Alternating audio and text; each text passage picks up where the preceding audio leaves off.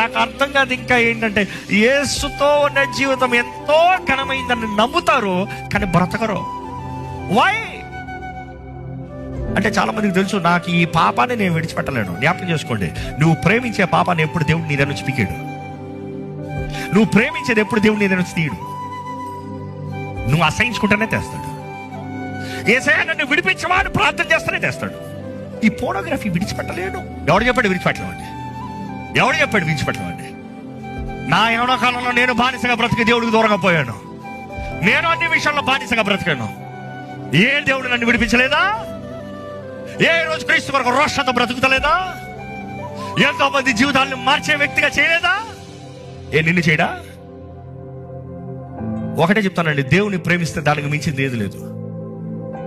ప్రేమ ఎలాంటి వ్యక్తినైనా మారుస్తుంది. ప్రేమ ఉంటే ఎలాంటి వ్యక్తినైనా మారుతాడు. అందుకని క్రీస్తు ప్రేమతో మనం మారాలని ఆశపడుతున్నాడు. కొట్టుతో, తిడతంతో, వీటితో కాదు. ఈరోజు నిజంగా దేవుడు మీతో మాట్లాడుతున్నాడు అని మీరు గ్రహించినట్లయితే మీ తల వంచండి. తల వంచి దేవునితో చెప్పండి, ఫలించాలని ఆశ ఉందా?